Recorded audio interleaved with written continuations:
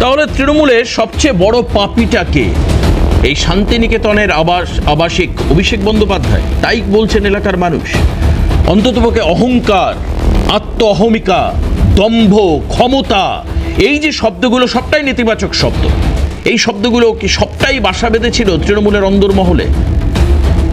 আর সেই সমস্ত ঘটনা দেখেও মুখ বন্ধ করেছিলেন কালীঘাটের টালির চালায় থাকা মমতা বন্দ্যোপাধ্যায়। আমি জানি না, কয়েকদিন আগে অভিষেক বলেছেন মমতা বন্দ্যোপাধ্যায় ক্ষমা করে দেন, আমি ক্ষমা করি না। এসব দেখানোর পর অভিষেক বন্দ্যোপাধ্যায় আমাকে ক্ষমা করে দেবেন কিনা, কিন্তু বাস্তবটা আমরা দেখাচ্ছি। আজ বাস্তবটা আমরা দেখাচ্ছি। এরপর যদি ক্যামাক স্ট্রিট দেখায় বলবে না আর ক্ষমা করা যাবে না। ক্যামাক স্ট্রিট দেখিয়ে দিয়েছে। এটাও তো শুনতাম যে কালীঘাট নয়, নবান্ন নয়, কোথাও নয়, পুরো রাজ্য চলছে ক্যামাক স্ট্রিট থেকে। শোনেননি আপনারা কথাটা? ক্যামাক স্ট্রিটও আজকে শুনশান। তৃণমূলের এই পতনের আসল কারিগরকে। মুখ কি খুলবেন ভাস্করদা? ভাস্করদা পদ নেননি, আমি জানি না আপনার কোনো পদ আছে তৃণমূলের, আমি জানি না। সেটা আজকে থাক। আচ্ছা, আজকে থাক। আজকে আপনি আমাকে একটু বলুন যে এই যে দলের যে ব্যাপক পরাজয়, এর জন্য অভিষেক বন্দ্যোপাধ্যায়কে অনেকে দায়ী করছে। যে ওনার আত্ম অহমিকা, অহংকার, কথা বলার ধাঁচ, ধরন। আমি এই নির্বাচনের প্রচারের সময় ডিজে বাজানো ফাজানো এগুলো ছেড়ে দিলাম। দিল্লির বাবা দেখে, কার বাবা আছে দেখে না, ওইসব আমি এগুলো ছেড়ে দিলাম। বা শুভেন্দু অধিকারীকে তোর বাবাকে ডাক, বা তোর বাবাকে বলে, সব বক্তব্য ছেড়ে দিলাম। বাদ বাকি মানে একটা পার্টি চলতে গেলে যে সিস্টেমে মমতা বন্দ্যোপাধ্যায় শুরু করেছিলেন, সেটা কতটা হার্ম হয়েছিল এবং কার জন্য হয়েছিল ভাস্কর? আপনার অবজারভেশন কি? দেখুন, আমি একজন রাজনীতি সচেতন মানুষ হিসাবে আমি আজকে যেটা আমার পর্যবেক্ষণ, আমার যেটা মনে হয়েছে সেটাই বলবো। যে ইংরেজিতে একটা প্রভাব আছে, বুঝলেন? Success has many father's but failure is an orphan. আচ্ছা, মানে ফেলিয়ার অনাথ, আর সাকসেস হলে তার অনেক পিতা। এবারে যদি অনেকে বলে, হ্যাঁ, এটা একটা প্রভাব আছে। এটা আজকে আমার কথাটা খুব মনে হচ্ছে। আজ যখন 2021 সালে তৃণমূল কংগ্রেসের বিপুল সাফল্য, 2018-19 ভোটের একটা বিপর্যয় হয়েছিল আপনারা জানেন লোকসভা নির্বাচনে, তারপরে যে বিপুল সাফল্য যখন 2021-এ, তখন কিন্তু অভিষেক বন্দ্যোপাধ্যায়, আইপ্যাক এদের নিয়ে কিন্তু প্রশ্ন ওঠেনি এবং বলা হয়েছিল যে এই সাফল্যের পেছনে অভিষেকের নেতৃত্ব, অভিষেকই আর কি তার মেন কারিগর। দিদি তো আছেন, এটা বলা হয়েছিল। সেটা কে বলেছিল? না, মানে দলের একাংশ না, এটা এই যে বিপুল পরিমাণ আসনের জিত 2021 সালে, কারণ 2011 সালের পরে 2018-তেই তৃণমূলের আসন সংখ্যা কমে গিয়েছিল, বিজেপি 18 সিট জিতেছিল। তারা লোকসভাতে, মানে যারা বলেছিলেন যে সাফল্যের পিছনে আইপ্যাক এবং অভিষেকই, না, এটা ছিল। কিন্তু আপনাকে মাথায় রাখতে হবে 2021-এ তো বিজেপি মারাত্মক রকম ভোট পার্সেন্টেজ। তার মানে আপনি কি বলবেন যে এই 38% যে বিজেপি পেয়েছে এটাকে ওভারলুক করে গিয়েছিল? না, এটা ওভারলুক করে যায়নি। আমি বলছি যে এই যে সাফল্য সংখ্যার বিচারে আপনি যদি এখনো দেখেন যে তখন 2021-এ 10% ডিফারেন্স ছিল, 38-48 2021-এ তৃণমূল 48%, বিজেপি 38%, আর আজকে কিন্তু ডিফারেন্সটা 5% ভোটে। আপনি মিলিয়ে দেখে নিন, 45-40, 45.8 আর 40.6 দেখে নিন আপনি, তাহলে 5% ভোটের ফারাক, কিন্তু 10% ভোটের ফারাক।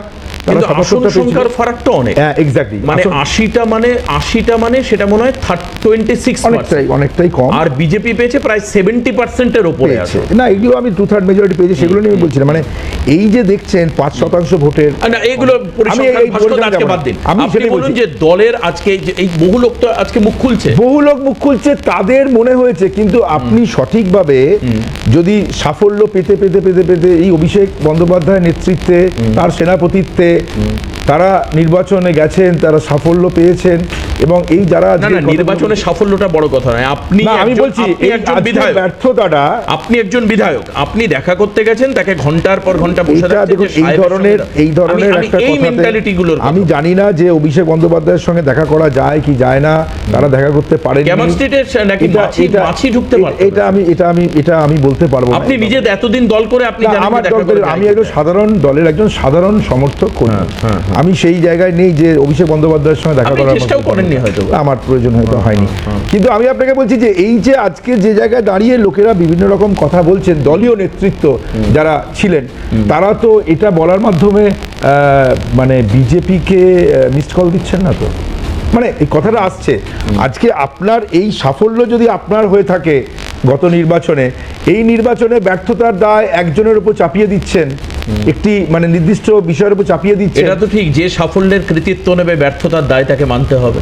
না, নিশ্চয়ই এটাও তো সাফল্যের বাস্তব। কৃতিত্ব উনি একা নিয়েছেন এরকম আমি শুনি। একা নিয়েছেন এই কারণের জন্য আমি বলবো, হ্যাঁ। তারপরে একাধিকভাবে তাকে প্রমোট করা হয়েছে সমানভাবে। মুখ্যমন্ত্রীর সঙ্গে অভিষেক ব্যানার্জি একজন করেছেন। সাধারণ এমপি হয়ে তিনি প্রচারে গেছেন, আজ এখানে- দলকে চালিয়েছেন, দলের প্রার্থী তালিকা নির্বাচন করেছেন, দলের একাধিক গুরুত্বপূর্ণ ডিসিশন নিয়েছেন। দেবাশিস, আপনি ঠিক বলেছেন। আমি একটু করেননি ছোট্ট করে কিনা? বলি, আপনি বলুন। ছোট করে বলি, এবারের নির্বাচনে যে জিনিসটা দেখা গেছে, যে কোনো রাজনৈতিক ভাবে যারা বিশ্লেষণ করেন বা দেখেন, অবজার্ভ করেন, তারা বলেছেন রিলিজিয়াস কনসলিডেশন, ধর্মীয় বিষয়টা, ধর্মীয় যে একটা সত্তা আছে, ধর্মীয় বিষয়টা না, না, মেরুকরণ আমি একটু কখন বলি। হবে? আমি যখন একটু আপনি বলে নিই। তোষামোদ করবেন আমি একটু না, না, কারণ তখন মেরুকরণ হবে। বলছি এই সেটা আপনারা তো দীর্ঘদিন সংখ্যা- ধরে বলতেন, এই যে সেটা দেখুন, সংখ্যা- এই পাশে একটা ছবি দেখাই, এই পাশের ছবিটা দেখুন, যে অভিষেক বন্দ্যোপাধ্যায়ের সঙ্গে দেখা করতে গেলে 2 ঘন্টা বসে থাকতে হতো, একদিনের একটা রেজাল্ট আজকে অভিষেক বন্দ্যোপাধ্যায়কে রাস্তায় নামিয়ে এনেছে। বিধায়কদের সঙ্গে কথা বলছেন, দলের বৈঠকের পর রাস্তায় দাঁড়িয়ে সেখানে চা শেয়ার করছেন। একবার বড় করে একটু দেখাই, আমার আর ভাস্করদার মুখটা খুব ইম্পর্টেন্ট নয়,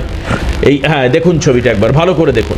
দলের বিধায়কদের সঙ্গে রাস্তায় দাঁড়িয়ে চা খেতে খেতে সেই অভিষেক বন্দ্যোপাধ্যায় কথা বলছেন, যিনি ক্যামাক স্ট্রিটে নিশ্চিদ্র নিরাপত্তায় থাকতেন, এবং দলেরই লোকেরা যারা বিধায়ক বা এমপি কখনো দলের দায়িত্বে ছিলেন তারা বলছেন যে তার সঙ্গে দেখা করাটা ইজ নেক্সট টু ইম্পসিবল। অভিষেক বন্দ্যোপাধ্যায়ের সঙ্গে দেখা করা মানে বিরাট ব্যাপার। মানে অনেকটা চাঁদের বুকে মানুষ হাঁটতে দেখলে যেরকম আপনার হঠাৎ মনে হবে, সেরকমটা অভিষেক বন্দ্যোপাধ্যায়ের সামনে দাঁড়িয়ে আপনার। এবং আমি বারবার শুনেছি যে ক্যামাক স্ট্রিট ডিসিশন নিত বিভিন্ন ক্ষেত্রে, ক্যামাক স্ট্রিট বলবে, ক্যামাক স্ট্রিট থেকে ডিসিশন আসবে। ভাস্কর, আপনারা এগুলো রিয়ালাইজ করেন? দেখুন, এখানে কোথায় দাঁড়িয়ে কে কথা বলবেন, কোন নেতৃত্ব, তার ব্যক্তিগত বিষয়। আমি যেটা বলতে চাইছি যে আজ এখানে প্রথম যে নির্বাচনটা আপনি স্বাধীনতার পরে দেখা গেছে, এটা মানতেই হবে, একটা শঙ্কা বাংলাদেশে ঢুকে যাবে, পশ্চিমবঙ্গ মুসলমানরা দখল করে নেবে, এবং এই যে মানুষের মধ্যে ভয় সঞ্চারিত করার ফলে আপনি মনে হয় একটা রিলিজিয়াস সেন্টিমেন্টের কনসলিডেশন হয়েছে। মনে হয় সুতি মুর্শিদাবাদের ওই সব দাঙ্গার ছবিগুলো দেখেন, ঘটনাগুলো আসছি। তাহলে এবারে যখন মানুষ সরস্বতী ভোট পুজো দিতে করতে গেছে, দেব না, কার্তিক এবারে পুজো করতে মানুষ দেব ভোট না। দিতে গেছে একটা বিরাট অংশের মা মানুষ। কালীকে prison van এ তার মানে তোলা আপনি হচ্ছে। বলছেন যে একটা বিরাট অংশের মানুষ, হ্যাঁ। তারা রিলিজিয়াস সেন্টিমেন্টের কনসলিডেশন রিলিজিয়াস সেন্টিমেন্ট কনসলিডেশন তখন হবে যখন আপনি তোষামোদ করবেন। না, কারণটা কি আমি পরে আসছি, তাহলে এটা মানলেন যে হয়েছে। এই থেকে কিন্তু একটা মানে বাঙালি হিন্দু যে সম্প্রদায়, তাদের একটা ভোট পেয়েছে, তারা দেখেনি যে কিসের ওপরে ভিত্তি, মানে যে দলটিকে তারা মনে করে যে তাদের সেভিয়ার বা তাদের রক্ষাকর্তা, তাদের ধর্মীয় সত্তা রক্ষাকর্তা হবে বিজেপি নামক দলটি। এটা একটা হয়েছে। আপনি দেখুন, শুভেন্দু অধিকারী তিনি বললেন কি, ভবানীপুরের মুসলিম সম্প্রদায় আমাকে ভোট দেননি।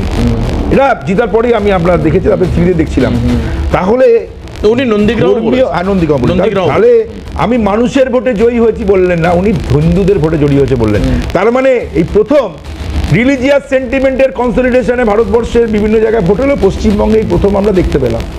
না, এরকম আমি বহু তৃণমূল নেতাকে বলতে শুনেছি, এই ওয়ার্ডে আমি এগিয়ে থাকবো, এই বিধানসভায় আমি এগিয়ে থাকবো, 30% তো আমার পকেটে যাবে। আপনারা মুসলিম ভোট কনসলিডেশনের কথা না, বলতে পারেন, এটা consolidation বিজেপি তাহলে তার অপোনেন্ট সাইড, তাহলে আপনি মানছেন যে সংখ্যালঘু ভোটটা, না না আপনারা বলেছেন তো, মমতা বন্দ্যোপাধ্যায় তো নিজে বলেছে, বিজেপি বলেছেন, মমতা বন্দ্যোপাধ্যায় নিজে বলেছে যে যারা আমাকে ভোট দেয় তাদের লাথি, যারা দুধ দেয় যেগুলো তার লাথি সহ্য বিজেপি করা বলেছেন যায়। যে এই কথার মানে 30% লোকের ভোট আমরা চাই না, এটা বিজেপি প্রকাশ্যে বলেছে যে 30% ভোট চাই না।